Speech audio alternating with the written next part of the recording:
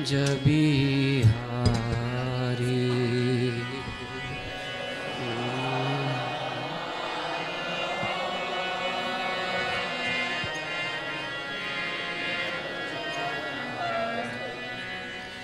जय राधा माधव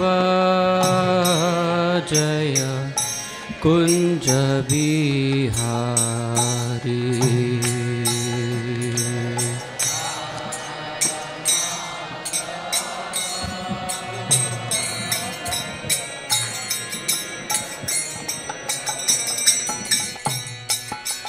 जय गोपीजन वल्लभ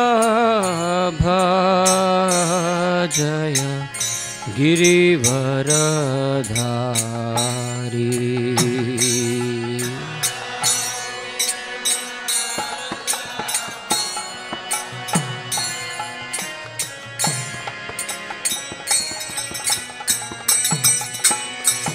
जय गोपीजन वल्लभ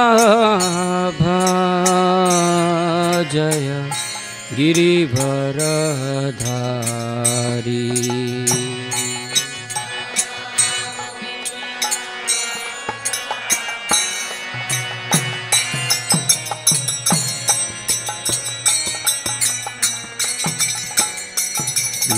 जय यशोदानंदन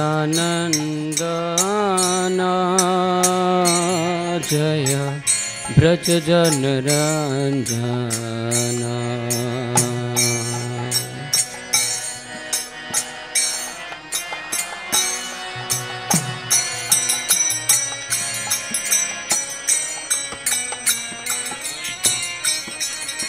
जय यशोदानंदन जय ब्रजजन रंजन।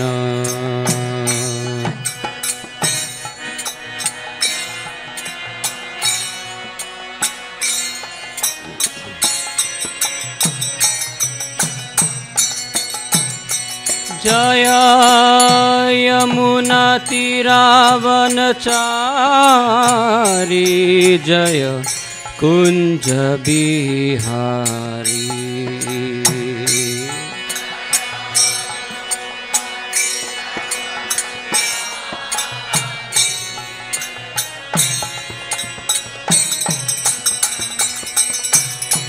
जय यमुना तीरावनचारी जय कुंज बिहारी।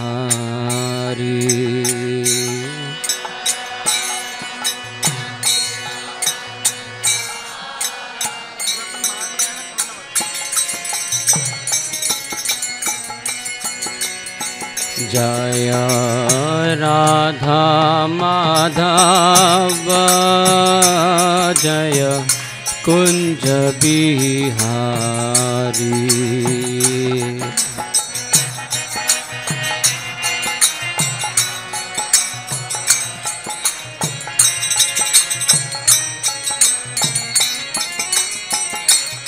जय राधा माधव जय कुंज बिहारी।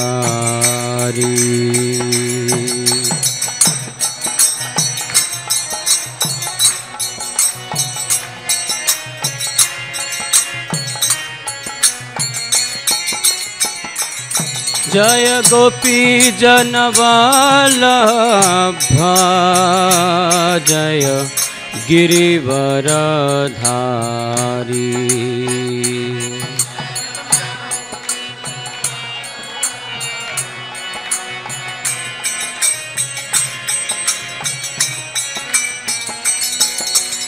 जय यशोदानंदन जय ब्रजजन रंजन।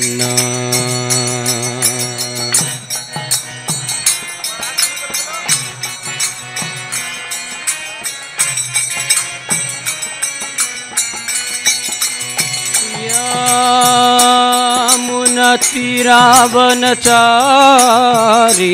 जय कुंज बिहारी।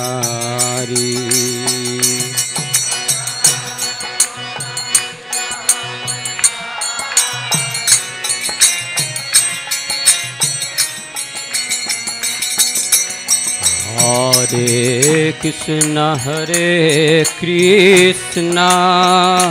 कृष्ण कृष्ण हरे हरे, हरे राम राम राम हरे हरे।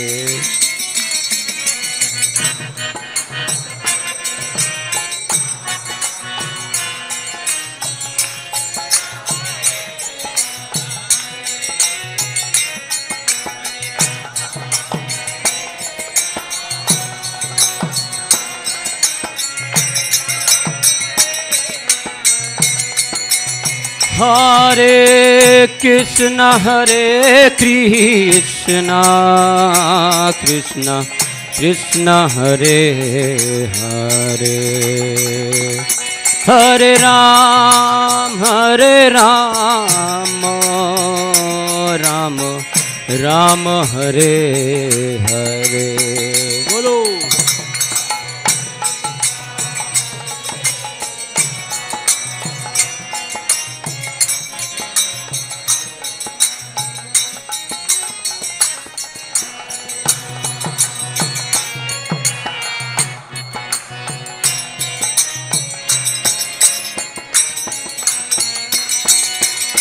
हरे कृष्ण कृष्ण कृष्ण हरे हरे, हरे राम राम राम हरे हरे। हरि बोल।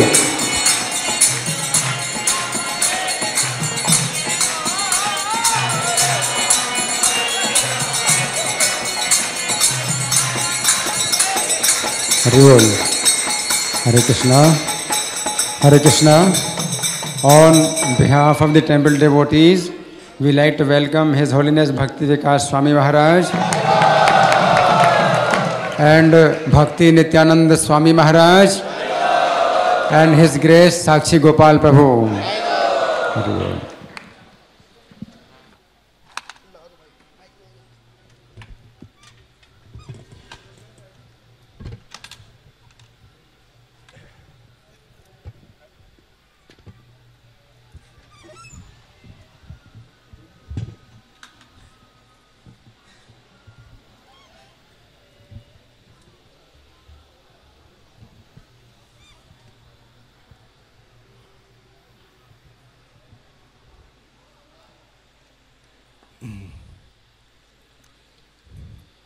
Om Namo Bhagavate Vasudevaya.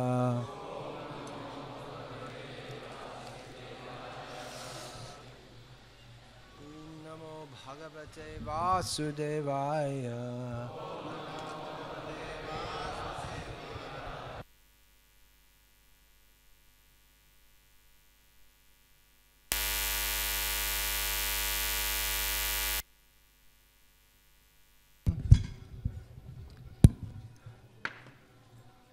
अनुवाद और तात्पर्य श्री श्रीमद् A.C. भक्तिवेदांत स्वामी प्रभुपाद के द्वारा।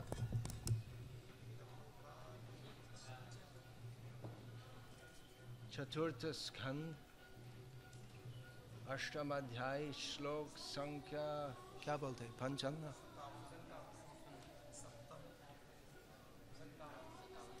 सतावन।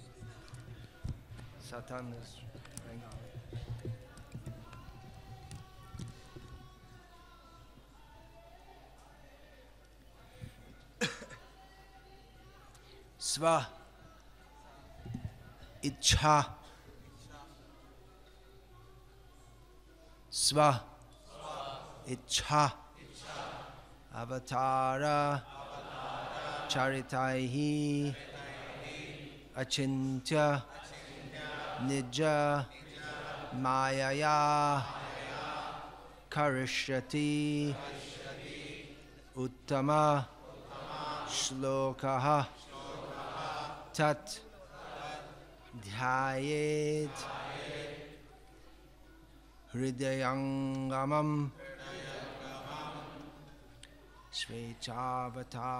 स्वेच्छावतार चरिताय अचिन्त्य निजमायया करिष्यत्युत्तमश्लोकस्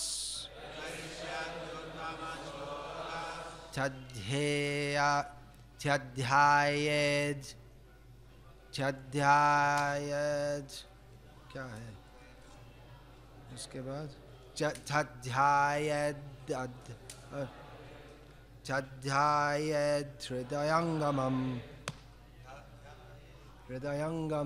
तद्ध्यायेत् हृदयंगमम् स्वेच्छावतार चरिताय अचिन्त्य निजमायया करिष्यत्युत्तमश्लोकस् तद्ध्यायेत् हृदयंगमम्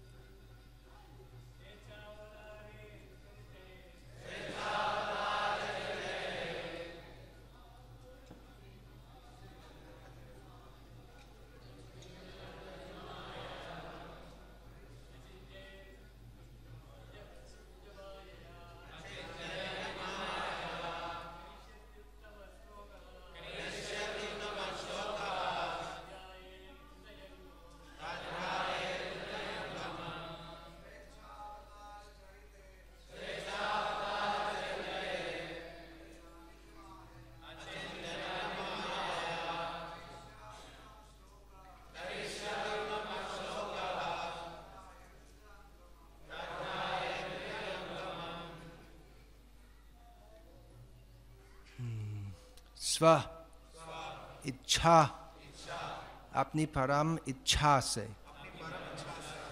अवतारा इस शब्द का क्या अनुवाद है? अवतार अंग्रेजी में वो हर एक शब्द का अनुवाद देना है, लेकिन हिंदी तो संस्कृत से आता है, तो लगभग प्राय एक ही भाषा है।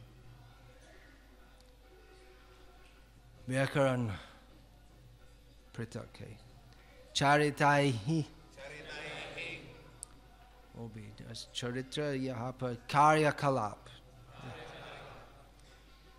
अचिंत्य, अचिंत्य का मतलब अचिंत्य। यहाँ पर शब्द यह है अकल्पनीय। निज माया, सब स्पष्ट है नहीं।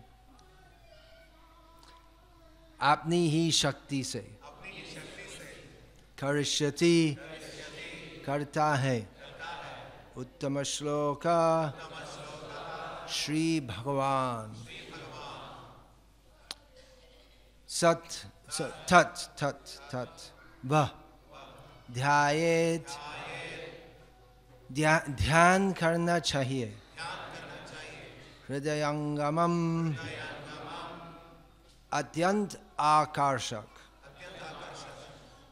अनुवाद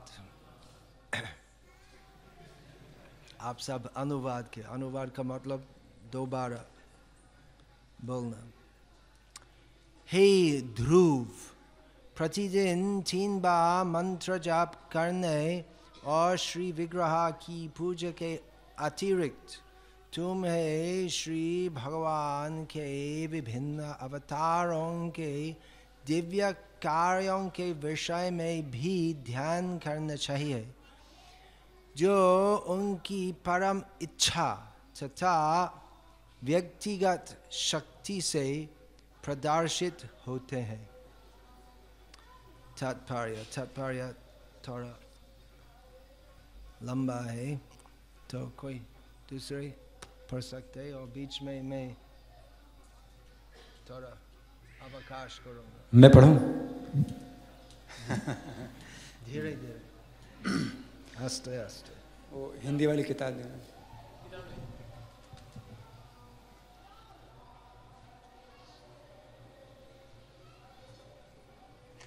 तात्पर्य प्रभुपाद जी के द्वारा श्रील प्रभुपाद की। भक्ति 9 प्रकार की है। श्रवण, कीर्तन, स्मरण, पूजन, सेवा, विग्रह को सर्वस्व समर्पण आदि। यहाँ पर ध्रुव महाराज को सलाह दी गई है कि वे न केवल भगवान के रूप का ध्यान करें वरन श्री भगवान के विभिन्न अवतारों की दिव्य लीलाओं के विषय में भी चिंतन करें। मायावादी दार्शनिक भगवान के अवतारों को सामान्य जीवात्माओं के स्तर में स्वीकार करते हैं। यह बड़ी भारी भूल है। श्री भगवान के अवतारों को प्रकृति के नियमों के अनुसार कर्म करने के लिए बाध्य नहीं किया जा सकता। यहाँ पर स्वेच्छा शब्द का प्रयोग यह सूचित करने के लिए किया गया है कि भगवान अपनी इच्छा से प्रकट होते हैं। बद्ध जीव को अपने कर्म के अनुसार विशेष देह को स्वीकार करने के लिए बाध्य किया जाता है, किंतु जब भगवान प्रकट होते हैं तो उन पर भौतिक प्रकृति अपना आधिपत्य नहीं दिखा सकती। वे अपनी आंतरिक शक्ति द्वारा इच्छानुसार प्रकट होते हैं। यही अंतर है। बद्ध जीव अपने कर्म तथा अपने से श्रेष्ठ अधिकारियों द्वारा एक विशेष प्रकार का शरीर यथा सूअर का शरीर स्वीकार करता है, किंतु जब श्री कृष्ण सूकर अवतार में प्रकट होते हैं तो वे सामान्य पशु के रूप में सूअर नहीं होते। श्री कृष्ण अत्यंत व्यापक वराह अवतार के रूप में प्रकट होते हैं, जिसकी तुलना सामान्य सूअर से नहीं की जा सकती। उनका प्राकट्य तथा लोक हमारे लिए अकल्पनीय है। भगवद गीता में स्पष्ट कहा गया है कि वे अपनी अंतरंगा शक्ति से भक्तों की रक्षा तथा अभक्तों के विनाश के लिए प्रकट होते हैं। भक्त को समझना चाहिए कि श्री कृष्ण कभी सामान्य पुरुष या सामान्य जंतु के रूप में प्रकट नहीं होते। वराह मूर्ति या घोड़ा अथवा कछुआ रूप में उनका प्राकट्य उनकी अंतरंगा शक्ति का प्रदर्शन है। ब्रह्म संहिता में कहा गया है, आनंद चिन्मय रस प्रतिभाविता भी। मनुष्य को भगवान के प्राकट्य को मानव प्राणी या पशु नहीं मान लेना चाहिए। ऐसा सोचना अपराधपूर्ण है। भगवान चैतन्य महाप्रभु ने मायावादियों की भर्त्सना श्री भगवान के प्रति अपराधपूर्ण होने के कारण की है, क्योंकि वे यह सोचते हैं कि भगवान तथा बद्ध जीवात्मा एक ही हैं। नारद ने ध्रुव को उपदेश दिया कि वे भगवान की लीलाओं का ध्यान करें, क्योंकि यह भगवान के रूप पर अपने मन को केंद्रित करके ध्यान करने के ही तुल्य है। भगवान के किसी भी रूप का ध्यान जितना उपयोगी है उतना ही भगवान के विभिन्न नामों यथा हरि, गोविंद तथा नारायण नामों का जप करना है। किंतु इस युग में हरे कृष्ण मंत्र के जप करने का विशेष उपदेश दिया जाता है। अनुवाद आप लोग मेरे पीछे दोहराइए। हे ध्रुव प्रतिदिन 3 बार मंत्र जप करने और श्री विग्रह की पूजा के अतिरिक्त तुम्हें श्री भगवान के विभिन्न अवतारों के दिव्य कार्यों के विषय में भी ध्यान करना चाहिए, जो उनकी परम इच्छा तथा व्यक्तिगत शक्ति से प्रदर्शित होते हैं। हरे कृष्णा। हरे कृष्णा कृष्णा कृष्णा हरे हरे, हरे राम राम हरे हरे, हरे कृष्णा कृष्णा कृष्णा हरे हरे, हरे राम राम हरे हरे, हरे कृष्णा कृष्णा कृष्णा हरे हरे, हरे राम हरे हरे, हरे कृष्णा कृष्णा कृष्णा हरे हरे, हरे राम राम हरे हरे। मंगलाचरण गाएंगे। ओम अज्ञानतिमिरान्धस्य ज्ञानाञ्जनशलाकया चक्षुरुन्मीलितं येन तस्मै श्रीगुरवे नमः। श्रीचैतन्यमनोभीष्टं स्थापितं येन भूतले स्वयं रूपः कदा मह्यं ददाति स्वपदान्तिकम्। वन्देऽहं श्रीगुरो श्रीयुतपदकमलं श्रीगुरून् वैष्णवांश्च श्रीरूपं साग्रजातं सहगण रघुनाथान्वितं तं सजीवं साद्वैतं सावधूतं परिजनसहितं कृष्णचैतन्यदेवं श्रीराधा कृष्णपादान् सहगण ललिता श्रीविशाखान्वितांश्च। हे कृष्ण करुणा सिन्धो दीनबन्धो जगत्पते गोपेश गोपिकान्त राधाकान्त नमोऽस्तुते। तप्त काञ्चन गौराङ्गी राधे वृन्दावनेश्वरी वृषभानुसुते देवी प्रणमामि हरिप्रिये। वाञ्छाकल्पतरुभ्यश्च कृपा सिन्धुभ्य एव च पतितानां पावनेभ्यो वैष्णवेभ्यो नमो नमः। जय श्री कृष्ण चैतन्य प्रभु नित्यानंद श्री अद्वैत गदाधर श्रीवासादि गौर भक्त वृंद।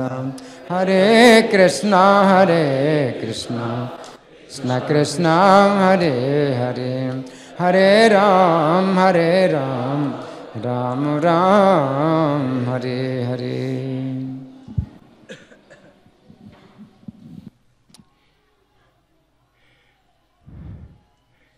नारद मुनि का उपदेश है, नहीं? नारद मुनि ध्रुव महाराज को उपदेश दे रहे हैं। उपदेश जो देते हैं वो सरल है, और दूसरा उपदेश जो अभक्ति का उपदेश वो सब तो सरल नहीं है। ध्रुव महाराज प्रसिद्ध है कठोर तपस्या के लिए, तो कठोर तपस्या करने के लिए, परंतु उन्होंने फल जो मिला है शुद्ध भक्ति प्राप्ति, वो फल भक्ति का फल था, तपस्या का फल नहीं है। भक्त्या संजतया भक्त्या, भक्ति से भक्ति होती है, तपस्या से नहीं। तो ऐसे उपदेश हम आज तक मिलते हैं परंपरा में से। सदैव भगवान का स्मरण करना, यही सभी उपदेश का सारांश है। भगवद गीता में भी भगवान श्री कृष्ण उनके शिष्य अर्जुन को बहुत प्रकार के उपदेश देने के पश्चात अंत में इस चरम उपदेश दिए थे। मनमना भव मद भक्तो मध्याजी मांग नमस्कुरु मामे वैश्यसि सत्यं थे प्रतिज्ञाने प्रियोसि में। तो लगभग एक ही उपदेश है आज का श्लोक में, सदैव भगवान का स्मरण करना, उनका भक्त होना और उससे भगवान का साक्षात दर्शन प्राप्त होते हैं।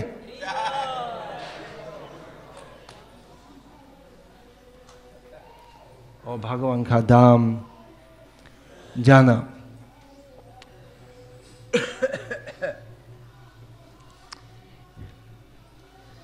तो ऐसे उपदेश सुनने से हम जो भक्ति साधक है, हम जो प्रयास करते हैं भक्ति करना, हमारी श्रद्धा बढ़ते हैं कि इस भक्ति मार्ग पालन करने से हम भी ध्रुव महाराज जैसे परम फल मिलेंगे। वो परम फल क्या है?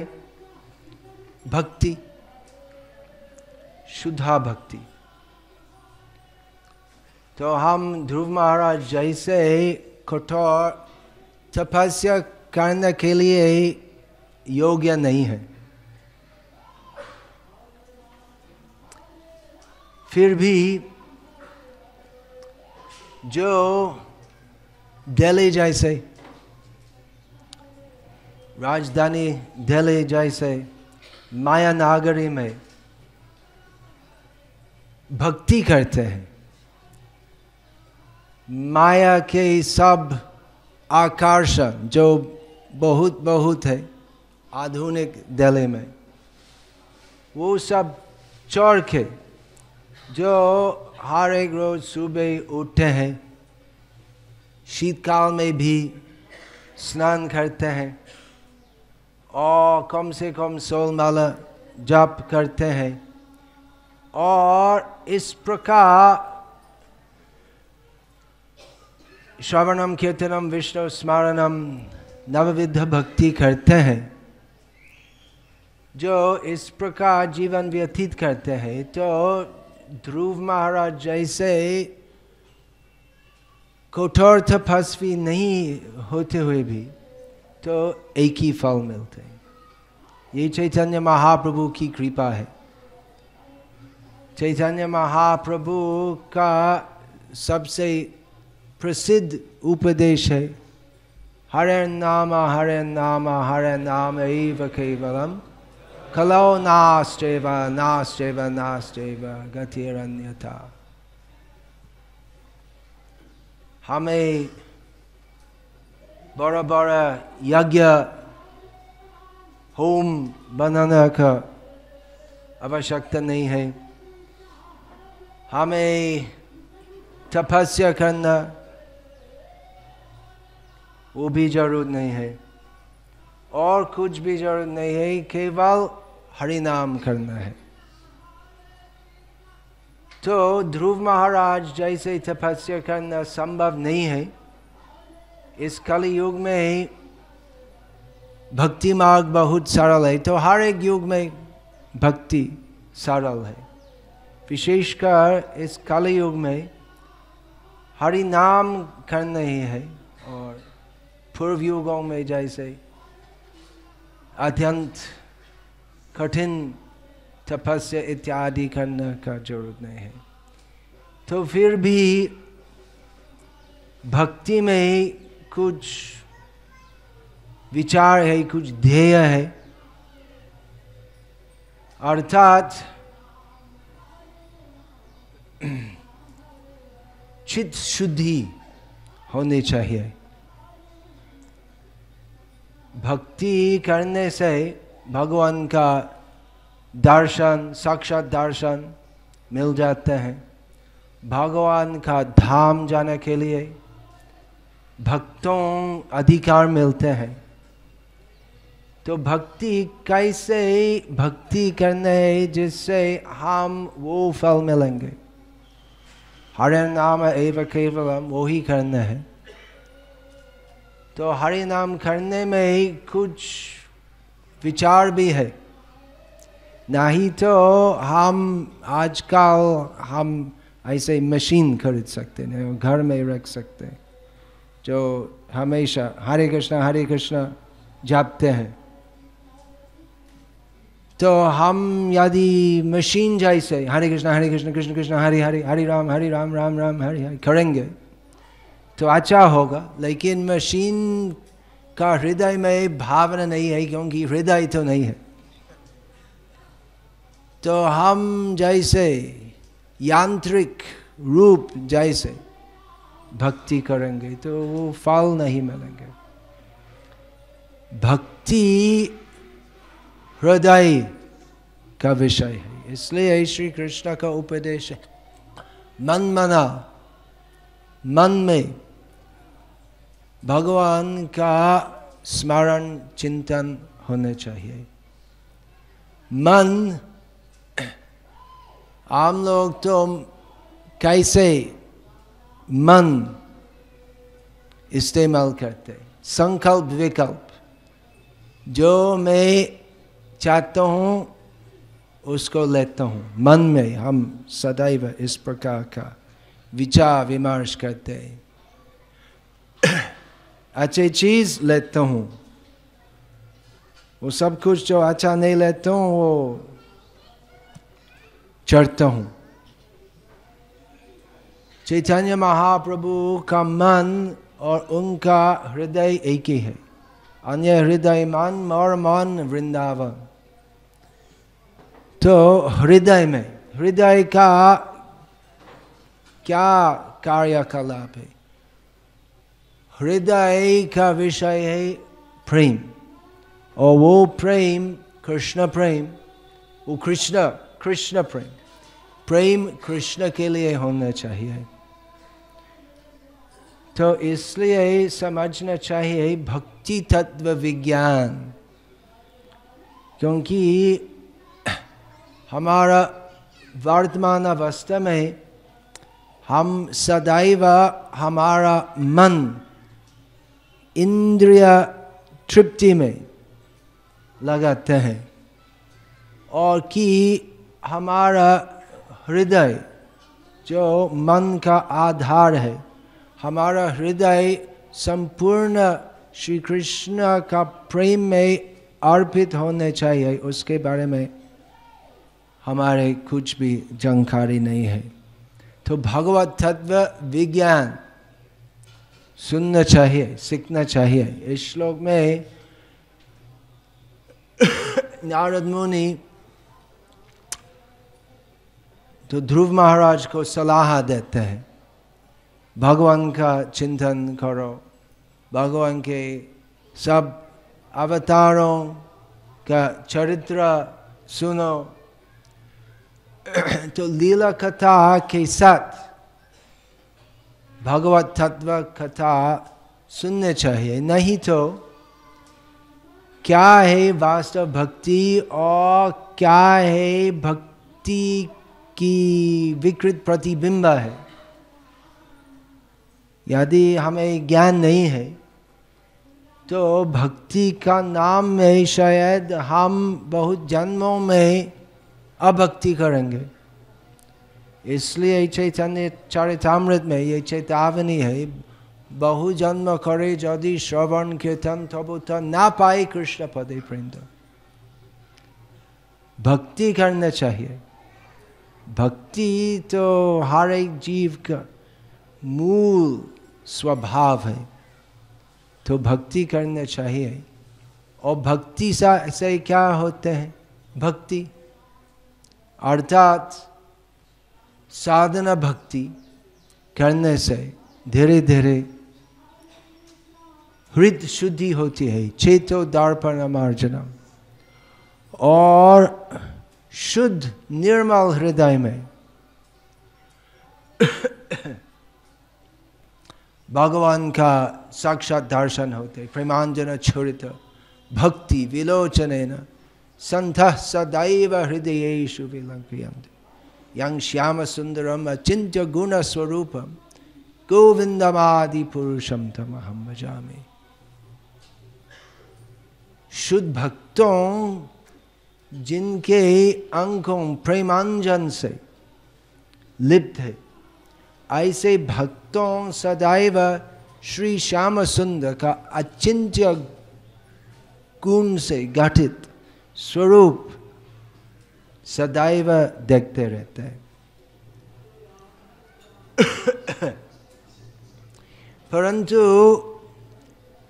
बद्ध जीवों सदैव क्या दर्शन करते? जगत का दर्शन।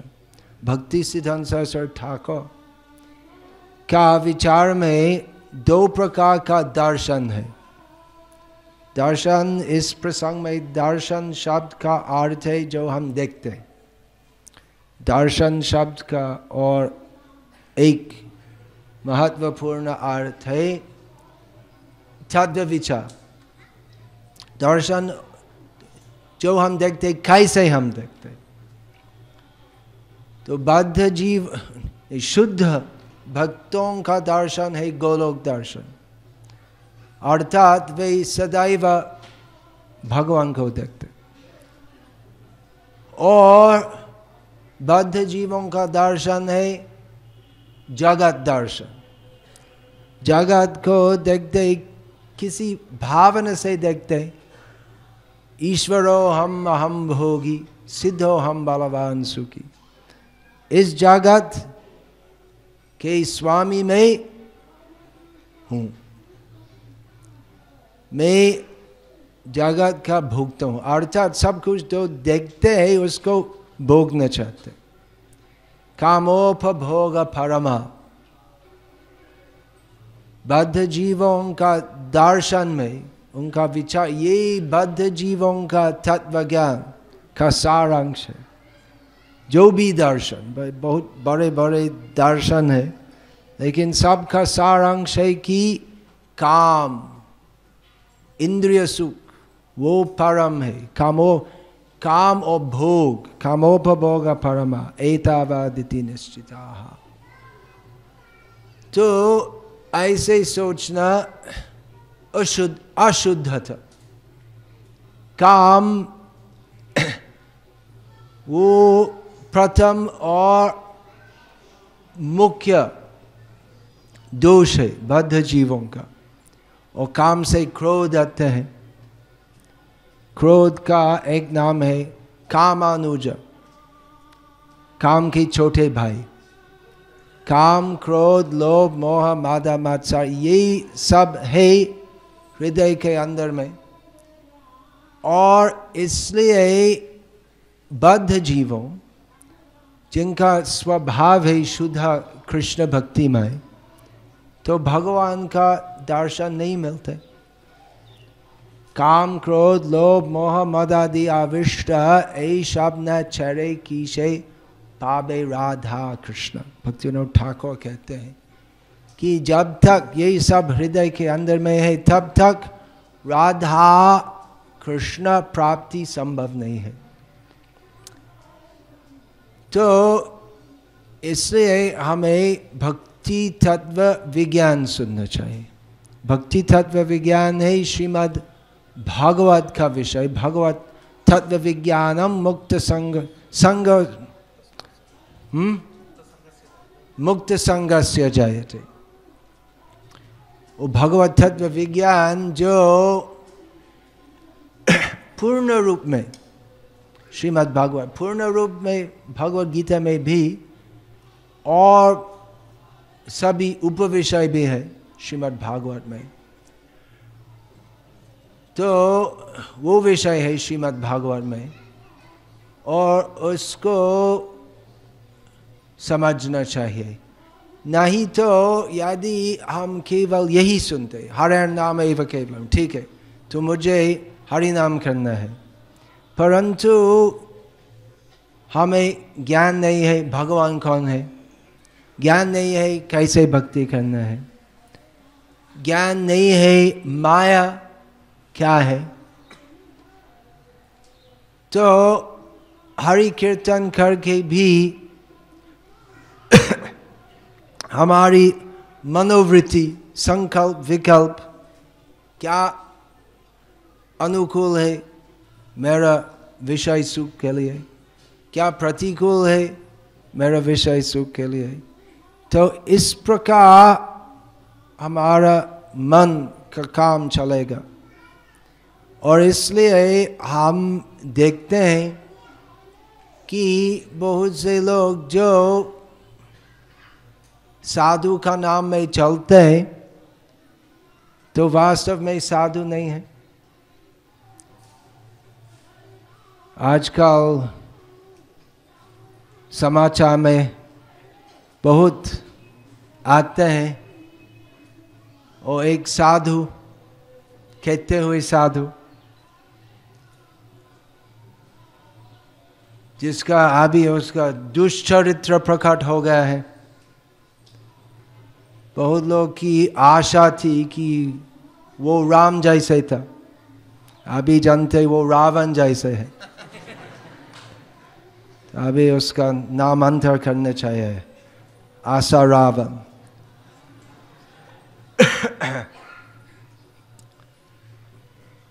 तो उस कारण क्या है, तो भगवान के बारे में बहुत बोलता था, मायावादी था, लेकिन भगवान के बारे में बोलता था।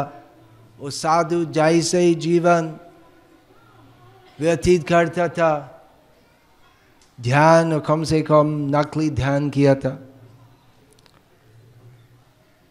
लेकिन कि काम, भौतिक काम जीव का मुख्य शत्रु है, और इसलिए आध्यात्मिक जीवन में पहला विचार है वो भौतिक काम निकालना। इस विषय पर ध्यान नहीं दिया था, अथवा नहीं जानता तो कैसे काम निकालना, अथवा वो साधु वेश ग्रहण किया था इंद्रिय तृप्ति के लिए, वो भी संभव है। कुछ है साधु जो साधु मार्ग से भ्रष्ट होते हैं, और कुछ लोग हैं जो साधु मार्ग ग्रहण करते हैं लोगों को धोखा देने के लिए। पहले से ऐसे लोग का उद्देश्य है। रावण ऐसे था। कथित है कि रावण तो सन्यासी का वेश पहन के सीता हरण किया था। तो इसलिए गीता में भगवान श्री कृष्ण पहले अर्जुन को समझाए कि हम जीव है, हम आत्मा है, हम शरीर नहीं है, और भौतिक बंधन है भौतिक काम के द्वारा। इसलिए जही शत्रु महाबाहो काम रूप दुरासदम, ये हमारा शत्रु है। शत्रु है कौन? देखो कहाँ से आते, अंदर में है काम रूप। तो जब तक ये सब गंदगी है हृदय में, तब तक किसे पावे राधा कृष्ण। तो इसलिए ध्रुव महाराज कठोर तपस्या किए। पहले उनका उद्देश्य था भक्ति करने से भौतिक वर प्राप्त करना। तो इनकी इच्छा बहुत बड़ी थी, इसलिए उन्होंने मीमांसा की कि बड़ी तपस्या करना चाहिए, बड़ी इच्छा की पूर्ति के लिए। तपस्या से हृदय शुद्धि होती है, तपस्या करने चाहिए। हम जो श्रील प्रभुपाद और सब आचार्यों की कृपा से भक्ति मार्ग पर है, हमें भी तपस्या करना है। परंतु ध्रुव महाराज जैसे तपस्या करना हमारे लिए संभव नहीं है, तो हमारे लिए तपस्या यही है, 4 नियम पालन करना, साधना भक्ति करना, और विशेषकर वो माया जो है सबके हृदय में है उसका निकालने का प्रयास करना, वही कठिन है। विशेषकर माया नागरी में, जिसमें सब 4 दिशाओं से हमेशा साइन बोर्ड है, यही चीज खरीद लो, दूसरा चीज खरीद लो, वो वाटर पार्क जाओ, वाटर पार्क है दिल्ली में, वाटर तो सबका घर में वाटर नहीं है, लेकिन वाटर पार्क है, सब महान शहर अभी भारत में वाटर पार्क है, मनोरंजन के लिए, एंजॉय। तो इस प्रकार घोषणा होती है, एंजॉय एंजॉय एंजॉय, भोग करो भोग करो भोग करो, जब तक जिंदा हो तब तक इंद्रिय सुख के लिए सब प्रयास करो, लेकिन कोई सुखी नहीं।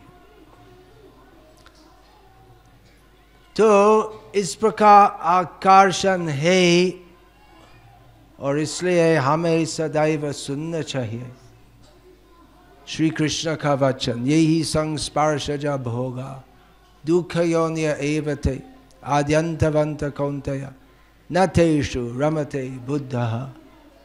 बुद्धिमान होना चाहिए, श्री कृष्ण का वचन सुनने से, हृदयंगम करने से। वो क्या है कि इस इंद्रिय सुख तो कोई सुख नहीं है, वो केवल दुख का कारण है, और सुख है भक्ति सुख।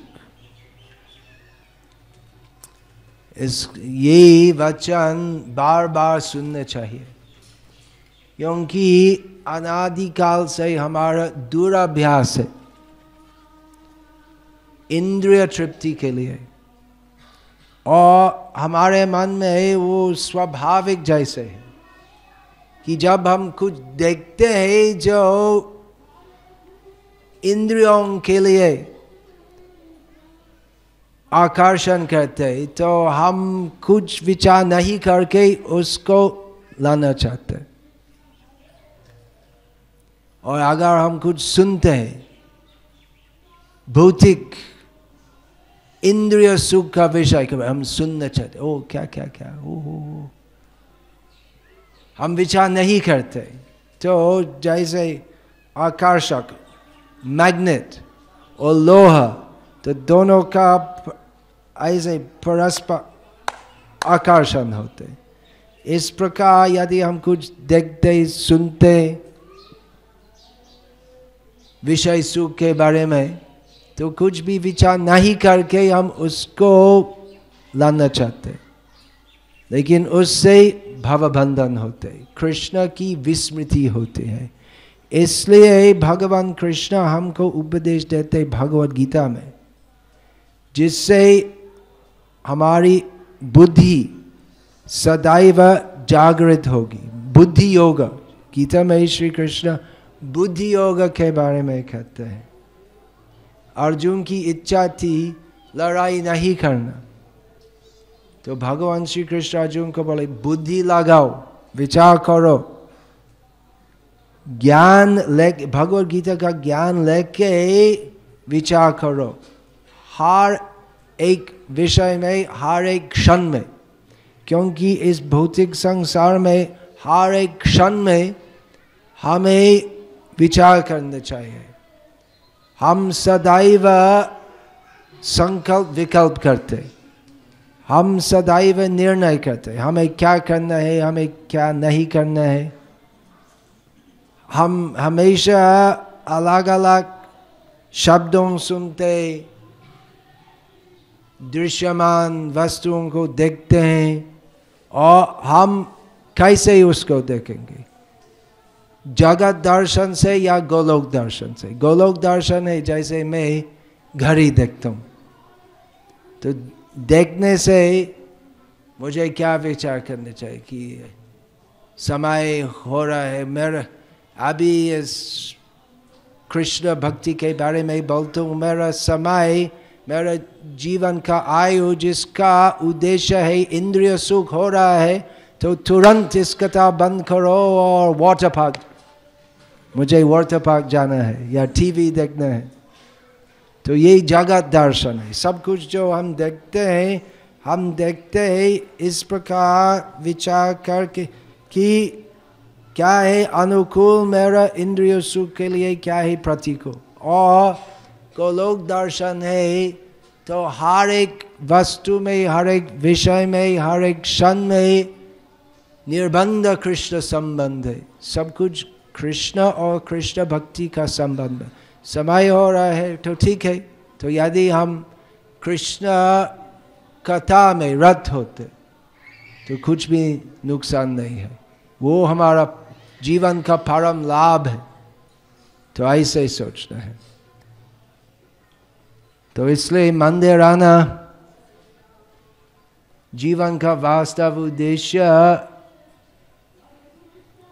उसके लिए अनुकूल है, क्योंकि मंदिर में सदैव उस प्रकार का उद्दीपन है। उद्दीपन का मतलब उस चीज जिससे हमारा भगवत का स्मरण होता है, सब उद्दीपन है कृष्ण भक्ति में। राम लीला, कृष्ण लीला, गौर लीला और भगवान का दर्शन है, कीर्तन हो रहा है, कथा हो रही है। तो इस प्रकार मंदिर में वातावरण, परिवेश ऐसे होना चाहिए जिससे सब लोग जो आते हैं उनका भगवान का स्मरण होगा। तो ज़्यादा लोग आते हैं मंदिर में दर्शन करने के लिए, अंकों में से भगवान का श्री विग्रह का दर्शन करना, और सब प्रसाद भी लेना चाहते हैं, चरणामृत भी लेते हैं। तो ये सब करने से लोग का कृष्ण भावना जो सबके हृदय में है उसका धीरे धीरे जागरण होते हैं। परंतु तुरंत जागरण होगा वो सुप्त कृष्ण भक्ति यदि श्रवण करना है। श्रवण कीर्तन ये दोनों मुख्य है भक्ति में, श्रवण और कीर्तन। हरे नाम हरे नाम एव केवलम, उसका मतलब क्या है? श्रवण नहीं, कीर्तन का मतलब श्रवण कीर्तन। जैसे हम हमेशा कृष्ण कृष्ण कृष्ण बोलते, कृष्ण भक्ति के बारे में हम बोलते, हम प्रचार करते श्री कृष्ण परमेश्वर भगवान है, हम हमेशा कृष्ण कृष्ण कृष्ण बोलते। और वृंदावन में कृष्ण कृष्ण कृष्ण लोग बोलते, लेकिन ज़्यादा राधा राधा राधा बोलते। और कभी कभी हमसे पूछते क्यों कृष्ण बोलते, क्यों राधा नहीं बोलते? तो कृष्ण का मतलब राधा कृष्ण, क्योंकि कृष्ण है राधा का कृष्ण। और कृष्ण जो अर्जुन को उपदेश देते मन मना सदैव मुझको चिंतन करो, वो कृष्ण स्वयं सदैव राधा का चिंतन करते। तो इस प्रकार कृष्ण शब्द का अर्थ है राधा कृष्ण, श्री कृष्ण। श्री कृष्ण का मतलब राधा कृष्ण।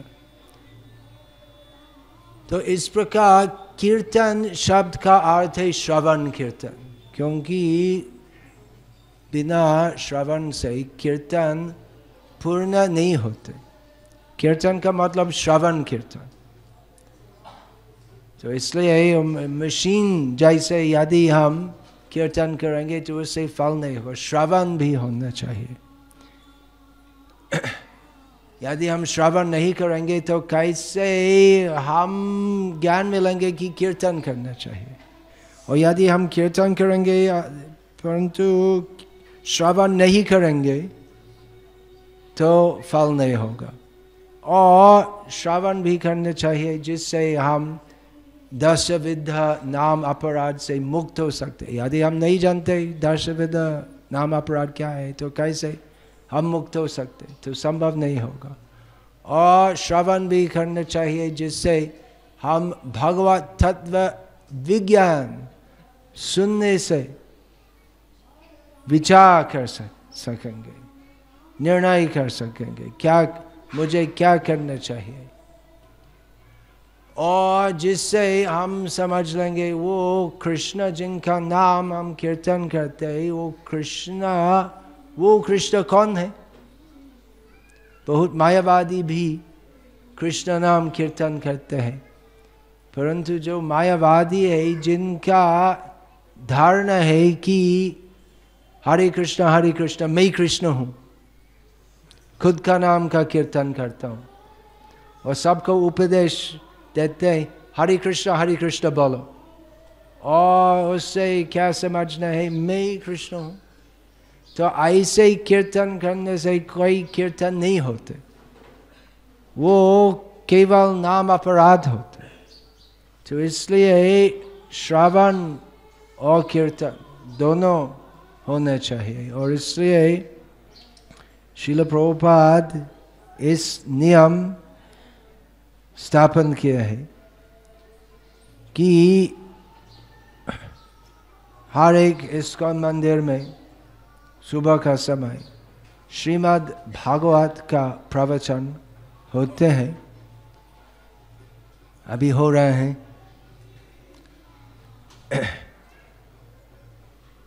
तो भक्ति विषय बहुत बड़ा है। भक्ति क्या है, कृष्ण कौन है, कैसे भक्ति करना है, जिससे हम भक्ति करने का फल अर्थात शुद्ध भक्ति प्राप्ति तुरंत ही मिल सकते। तो यही सब विषय की चर्चा होनी चाहिए। और यदि हम श्रील प्रभुपाद का प्रदर्शित भक्ति मार्ग पर जाएंगे तो ध्रुव महाराज जैसे हम तुरंत साधना करने का फल मिलेंगे। वो फल है शुद्ध कृष्ण भक्ति। हरे कृष्ण।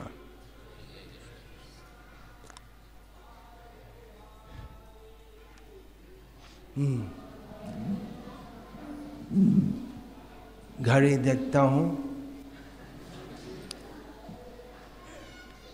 समय हो गया। श्री कृष्ण की सेवा में भगवत प्रवचन के बाद और दूसरी सेवा होती है, खास प्रसाद सेवा होती है। और वो सेवा के पहले यदि किसी का बोलना है, पूछना है तो जरूर सा कहिए या पूछिए। हरे कृष्ण। बहुत बहुत धन्यवाद महाराज, बहुत अच्छा आपने बहुत गहराई से समझाया भक्ति का जो सिद्धांत है। तो इस श्लोक में एक शब्द है करिष्यति। करिष्यति ये भविष्य काल में नारद जी कह रहे हैं कि करेंगे। तो इसमें विश्वनाथ चक्रवर्ती ठाकुर कहते हैं कि करिष्यति ध्रुव महाराज को, चूँकि नारद जी कहते हैं कि भगवान करेंगे, आगे अवतार लेंगे, क्योंकि ध्रुव महाराज का ये जो चरित्र है ये स्वयंभू मनवंतर का है। तो स्वयंभू मनवंतर में अभी भगवान के ज़्यादा अवतार नहीं हुए हैं, तो आगे अवतार होंगे। तो इसलिए कहते हैं करिष्यति कि उनका चिंतन करो जो आगे भगवान। भक्तों की भक्ति से भगवान आकर्षित होते हैं और घड़ी नहीं देख के भगवान आते हैं।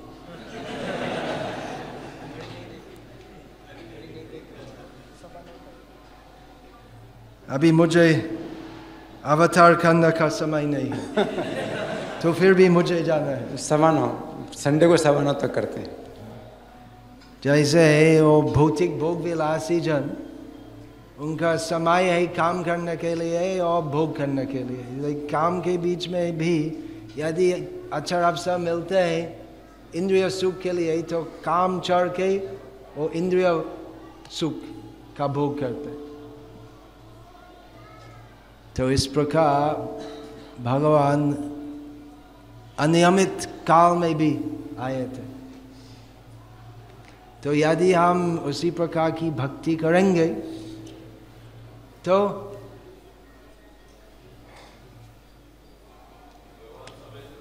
भगवान हमारा हृदय में प्रकट होंगे। वो श्लोक क्या है? शृण्वतां श्रद्धया नित्या, क्या श्लोक है? शृण्वतां स्वकथा। नहीं, श्रद्धया अभी तो याद नहीं है।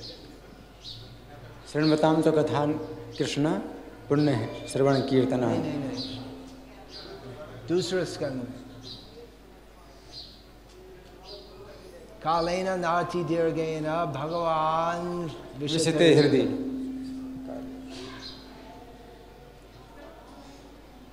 शृण्वतां श्रद्धया नित्यं गृह्णतश्च स्वचेष्टितम्।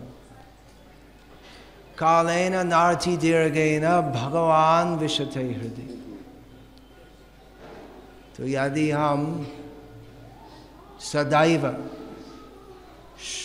श्रद्धा से श्रीमद् भागवत का विषय सुनते हैं और हम प्रयास करते हैं वो सब कुछ समझना, तो कालेन नार्ति दीर्घेन, अति दीर्घ समय में नहीं, अर्थात तुरंत ही भगवान जो हमारे हृदय में है प्रकट होंगे। वो एक श्लोक है। ध्रुव महाराज इनके हृदय में भगवान का ध्यान किया है और अचानक वो भगवान का रूप जिन पर उनका ध्यान था तो अप्रकट हो गया। तो आंखों खुल के उन्होंने क्या देखा? वो एक ही भगवान जो उनके हृदय में थे, उनके समक्ष प्रकट थे।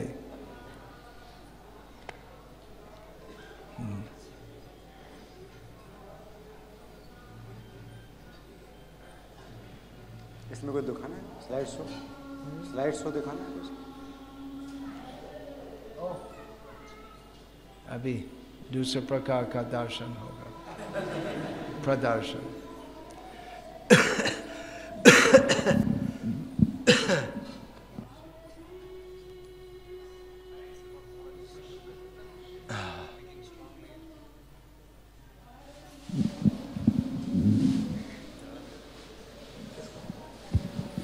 ये छोटा सा 12 मिनट का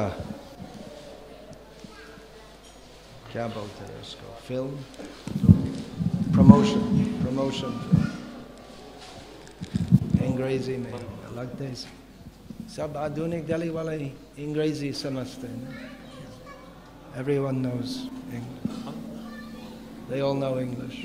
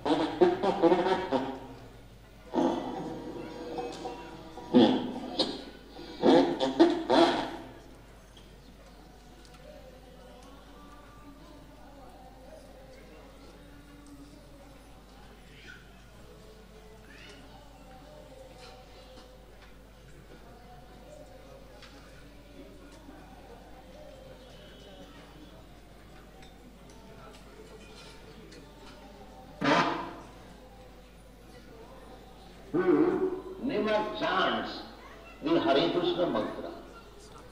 He may be very great man in the estimation of rascals, but he is nothing but and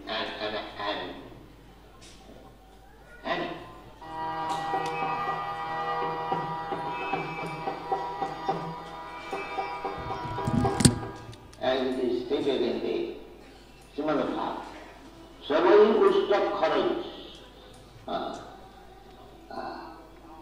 What is that one? Ustak Kharai, Samastunta Purusapari.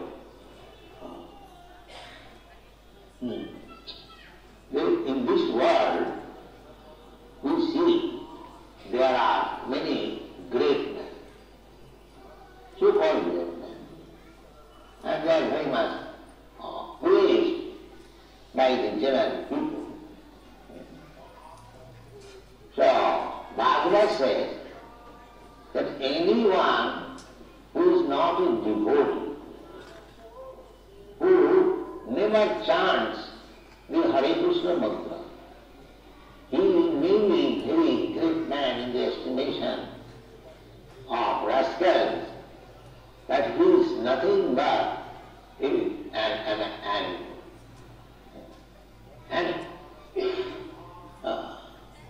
so, Sabir Varaha Ushram Kharai. So how you can say such a great man, you are saying that anymore? Our business is very timeless stuff. We say any man who is not a devotee, he is rascal, he is a general. It is very harsh word, but we have to use it. So these are all nonsense, simply nonsense, mura. Of course, we use this word, mura, and people become very angry. But what can we do? The muras must be explained as muras. And because the muras are going as intelligent, therefore there is chaotic condition. So our Krishna consciousness movement is to become intelligent, not to remain muras, and to expose these rascal muras. That is our Krishna consciousness. So you must be prepared while making propaganda. Expose these muras. That is one of the service of Krishna. Don't remain foolish. Wherever there is required, fight with these muras and tell them rightly, straightforward, that you are muras. Hare Krishna. On Speaking Strongly in Srila Prabhupada's Service is a book that I put together to examine how Srila Prabhupada spoke strongly and how he wanted his disciples to do so also. Strongly means clearly presenting the philosophy of Bhagavad Gita, Krishna's instructions, to whomever he met. Without going this way, that way, trying to be polite. Of course, it's not that Srila Prabhupada was impolite, but his whole point was to communicate to people the message of Bhagavad Gita, and often in such a direct manner that people might have got offended, and in some cases they did get offended. Krishna is praying, Krishna is speaking, still the rascal cannot understand Krishna. Just like the owl. Owl will never open the eyes to see that there is sunlight. You know the owl. However you may say, Mr. Owl, please open your eyes and see the sun. No, there is no sun, I don't. So this owl simply did. So you have to fight with these owls. It must be very strong, especially the sannyasi. You have to fight with the owls. You have to open their eyes by force, with machine. This is going on. Krishna consciousness movement is a fight against all the outs. The rascal means the Mayavadi, Karmi, Jnani, Yogi, all the rascals. It is our open declaration. I made this book because nowadays in our International Society for Krishna Consciousness, this kind of speaking is often considered improper, and there's preaching against strong and clear preaching, and much of what goes on in the name of preaching is actually avoiding the real message of Bhagavad Gita. So, you may wonder, well, why is a whole book needed on that? But because there are various arguments that, for instance, Prabhupada is pure, he could do so, we're not pure, we can't do so, but we have to do it gradually and all this kind of thing. So it's all examined in some detail, and many quotes, more than 500 quotes total, including from Srila Prabhupada and from previous acharyas also. And examining all these points in some detail. Are we interested in public opinion? To what extent we should be interested in public opinion? To what extent we should take the risk and speak straightforwardly? It's not just one-sided. It examines also there are some instances where we should be particularly cautious. For instance, if we're in a country where the government is very much antagonistic toward devotees, so in this way the whole subject is dealt with in detail. Satsang priyat, priyam priyat, ma priyat, satsang apriyam. It is social convention that if you want to speak truth, you speak truth very palatable. Don't speak unpalatable truth. But we are not meant for that purpose, social convention. We are preachers, we are servants of God, we must speak the real truth. You may like it or may not like it. We want to stop all these rascals. That is our challenge. We may not have many followers. We don't care for it. We don't want these nonsense followers, many thousands. But they will do. But if we can turn normal into Krishna consciousness perfectly, we can do tremendous work in the world. That is our thing. We don't want nonsense. If you become Krishna conscious, the whole world will be alive. You have to prepare for it. Especially addressing chastisement of the enemy. There is no excuse. You must be chastised. Not that because I have become Krishna conscious, I will be very humble. You must be humble. But if in me, if there is me, you shall be thunderbolt. That is Krishna instruction. Especially for those devotees who do want to speak straightforwardly and clearly and present Krishna consciousness as it is, this book would be especially appreciated by them to offer evidence to those who will preach strongly against preaching strongly. Unfortunately, that is going on with some devotees in our movement. The only thing they preach strongly about is don't preach strongly. So, Srila Prabhupada preached strongly and clearly, and he wanted his followers to do so. That is the theme of this book. Please have a look at it and try to understand what is Srila Prabhupada's actual mission, his mood, how he presented Krishna consciousness. This book gives some light on that, light on a major aspect of Srila Prabhupada's preaching, which we don't hear much about nowadays. Hare Krishna.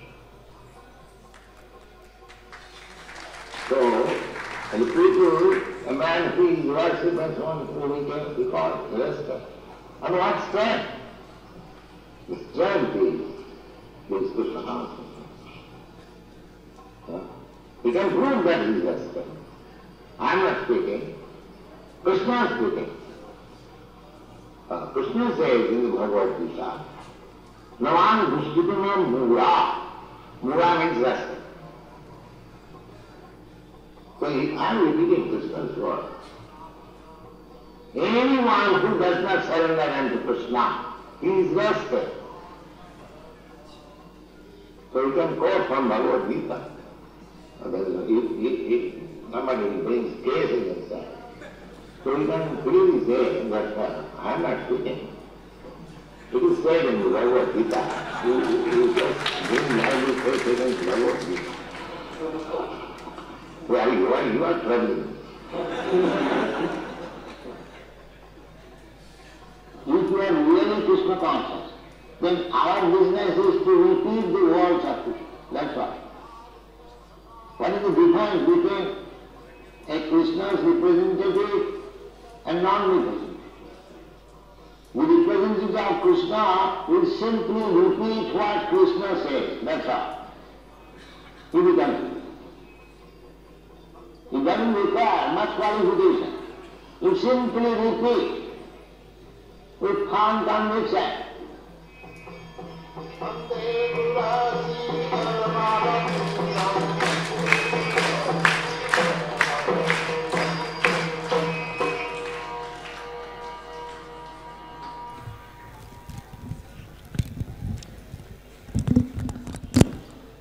हरे कृष्णा।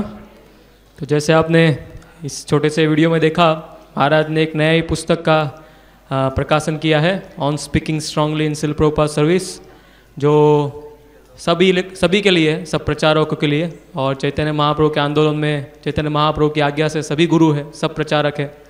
तो सब भक्त जो ISKCON में जुड़े हैं, प्रचार करते हैं, उनके लिए बहुत जानना जरूरी है कि शिल प्रभुपाद का मिशन क्या है, उनका मूड क्या है, कैसे प्रचार करना है। तो ये पुस्तक में महाराज ने सब संकलित किया है।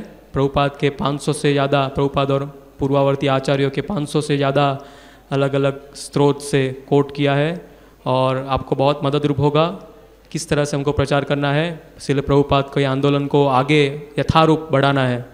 तो ये पुस्तक अभी अंग्रेजी में उपलब्ध है, यहाँ पे आप ले सकते हैं। उसके अलावा शिल प्रभुपाद की आज्ञा से महाराज पिछले 35 सालों से कृष्ण भावनामृत का प्रचार कर रहे हैं और बहुत सारी पुस्तकें भी लिख रहे हैं। तो मैं आपको उसका संक्षिप्त में परिचय दूंगा। महाराज ने लिखा है कृष्ण भावनामृत प्रबोधिनी, जो कि सभी नए भक्तों के लिए बहुत ही अच्छा पुस्तक है। किस तरह से कृष्ण भक्ति की अपने दैनिक जीवन में शुरुआत करनी है, किस तरह से जब ध्यान करना है, तो सब बेसिक्स इसके अंदर व्यावहारिक मार्गदर्शन दिया है। भारतीय नवयुवकों को संदेश, भारत के युवा वर्ग पूरी तरह से भ्रमित है, जीवन का ध्येय क्या है और भारत पिछड़ा हुआ है समझते हैं। तो महाराज ने भारत के युवाओं को संदेश दिया है। एक ब्रिटिश नागरिक भारत के युवकों को संदेश दे रहा है कि आपकी भारतीय संस्कृति जो है महान है, ये एक पिछड़ी हुई संस्कृति नहीं है। तो इसलिए भारत के युवाओं को आगे आके कृष्ण भावनामृत के प्रचार में, आंदोलन में सहकार देके उत्साह से ये भक्ति का प्रचार करना चाहिए। तो ये पुस्तक भी युवाओं के लिए बहुत अच्छा है, प्रचार के लिए बहुत अच्छा है। माई मेमोरीज ऑफ शिल प्रभुपाद, महाराज को बहुत सारे लोग पूछते हैं उनकी प्रभुपाद की यादगिरी क्या है। तो महाराज ने पुस्तक में वो संकलित किया है, उनकी थोड़ी लेकिन बहुत ही अमूल्य प्रभुपाद की जो यादें हैं, और उसके साथ साथ कैसे हम सब जो कि कभी प्रभुपाद को देखे नहीं, लेकिन फिर भी हम कैसे हमेशा प्रभुपाद की चेतना में रह सकते हैं, कैसे प्रभुपाद को हमारा जीवन का केंद्र बना सकते हैं। तो उसके ऊपर पूरा एक ऐसे है, सर्विंग शिल प्रभुपाद इन सेपरेशन। तो ये पुस्तक में आपको उसके बारे में जानने को मिलेगा, क्योंकि हम जो इस्कॉन से जुड़े हैं तो शिल प्रभुपाद से जुड़े हैं, तो हमको शिल प्रभुपाद को किस तरह से उनसे चिपक के रहना है, उनकी आज्ञाओं का अनुसरण करना है। तो इस पुस्तक में बहुत ही अच्छे से आपको पता चलेगा। माई मेमोरीज ऑफ शिल प्रभुपाद। ब्रह्मचर्य इन कृष्ण कॉन्शियसनेस, बहुत सारे लोग जानते हैं इसके बारे में। ये पुस्तक सभी के लिए है, ऐसा नहीं किसी ब्रह्मचारी के लिए है। गृहस्थ भक्तों को भी बहुत ही ज़रूरी है। आज के आधुनिक समाज में किसी को ये विषय में ज़्यादा ज्ञान चर्चा बताया नहीं जाता, लेकिन ये सबके लिए ज़रूरी है। गृहस्थ भक्त हैं, उनके अपने बच्चे को भी ट्रेनिंग देना है ब्रह्मचर्य का। तो ये यहाँ पे उपलब्ध है। जो भी कृष्ण भावनामृत में गंभीरता से आगे बढ़ना चाहता है, सबको ये पुस्तक पढ़नी चाहिए, ब्रह्मचर्य इन कृष्ण कॉन्शियसनेस। जय शिल प्रभुपाद। शिल प्रभुपाद के अनंत गुण जो कभी भी पूर्णतया हम उसका प्रशंसा एक छोटी सी पुस्तक में नहीं ले सकते, फिर भी महाराज ने प्रयास किया है पुस्तक में शिल प्रभुपाद के गुणों का वर्णन करने का। तो ये भी बहुत ही अच्छा पुस्तक है जो यहाँ पे उपलब्ध है अंग्रेजी में। Glimpses of traditional Indian life, Bharat के संस्कृति के विषय में शिल प्रभुपाद चाहते थे कि ये कृष्ण भावनामृत आंदोलन जो है एक कल्चरल मूवमेंट की जैसे भी उसका प्रचार हो। शिल प्रभुपाद बोले कल्चरल कंक्वेस्ट, ये आंदोलन जो है पूरी दुनिया पे वैदिक संस्कृति को वापस उजागर करने के लिए है। तो महाराज ने अपने जीवन के 35 सालों में से बहुत साल बांग्लादेश, 12-13 साल बांग्लादेश में बिताए। बंगाल का जो गौड़ीय कल्चर है, गौड़ीय चैतन्य महाप्रभु जहाँ पे अवतरित हुए थे, वहाँ का गौड़ीय कल्चर है। तो संस्कृति अब महाराज ने बहुत अच्छे से उसको जाना और ये पुस्तक में महाराज ने संकलित किया है अपनी वो जो यादें हैं बांग्लादेश की, जो वहाँ के लोग कैसे रहते थे और किस तरह से उनका जो जीवन था, सादा जीवन, वो कृष्ण भावनामृत में आगे बढ़ने के लिए उनको मदद रूप था। उसके अलावा भारत के अलग अलग प्रांत से जो भक्त आए हैं भक्ति में, लोकनाथ महाराज महाराष्ट्र से, रसानंद प्रभु तमिलनाडु से, और नर्मदा महाराज आंध्र प्रदेश से, ब्रजहरि प्रभु आसाम से। तो महाराज ने उनका इंटरव्यू लेके उनके बचपन की यादों को संग्रहित किया है पुस्तक में। तो बहुत ही इंस्पायरिंग स्टोरी फॉर्म में पुस्तक है, जिसको आपको पढ़ के बहुत आनंद आएगा पढ़ के कि अभी हम कैसा जीवन जी रहे थे। जैसे शिल प्रभुपाद बताते हैं कि ये आधुनिक समाज जो है मनुष्य समाज नहीं है, ये कुत्ते बिल्ली का समाज है। तो हम वास्तव में मनुष्य समाज क्या है उसके बारे में जानेंगे तो हमको पता चलेगा कि हम अभी कैसे समाज में जी रहे हैं, क्योंकि हमारा जन्म ही ऐसे समाज में हुआ, इसलिए हमको पता नहीं है वास्तविक समाज क्या है। तो ये वैदिक संस्कृति की एक झलक है ये पुस्तक में, आपको यहाँ पे मिलेगी, अंग्रेजी भाषा में उपलब्ध है। उसके अलावा स्टोरी ऑफ रसिकानंद देव एक बहुत ही महान आचार्य हमारे संप्रदाय में हुए उड़ीसा में। तो उन्होंने उड़ीसा में उत्कल प्रांत में प्रचार किया, तो उनकी पूरी प्रचार कथाएँ ये पुस्तक में उपलब्ध है। प्रचारों के लिए बहुत अच्छा है, उनको बहुत ही इंस्पिरेशन मिलेगा।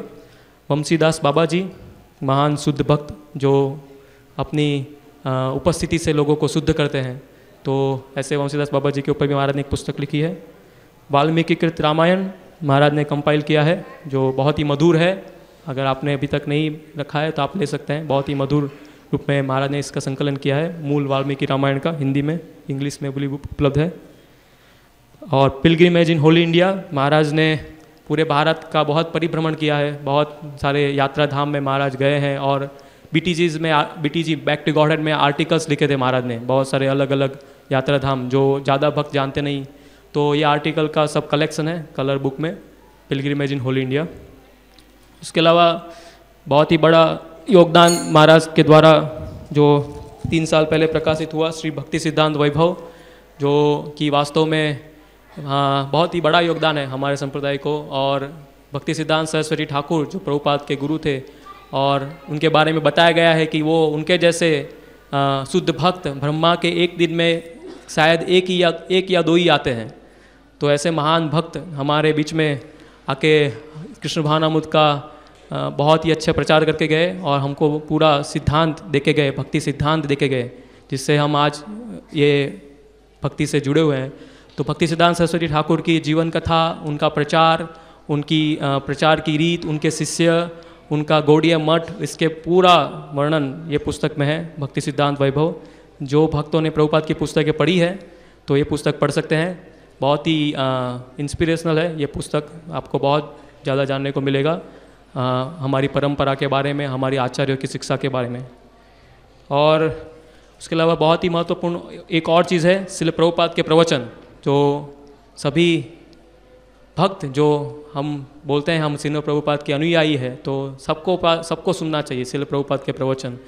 तो अभी भक्ति वेदांत आर्काइव्स के माध्यम से ये शिल प्रभुपाद के ने जितने भी प्रवचन दिए, भगवद गीता, भागवतम, चैतन्य चरितामृत, फेस्टिवल लेक्चर्स और अराइवल लेक्चर्स, जितने भी प्रभुपाद ने जितने भी प्रवचन दिए, जितना रिकॉर्डिंग हुआ, उस सब का एक पैकेट के अंदर सब कुछ उपलब्ध है, 3 DVD के अंदर। तो ये यहाँ पे उपलब्ध है, बहुत ही अच्छा पैकेट है। आप प्रभुपाद का भजन कीर्तन सब कुछ जो भी जितना भी रिकॉर्डिंग हुआ प्रभुपाद ने शिष्यों ने किया, जितना भी पब्लिश हुआ है वो सब एक पैकेट के अंदर उपलब्ध है। तो आप सबके पास होना चाहिए आपके घर के अंदर।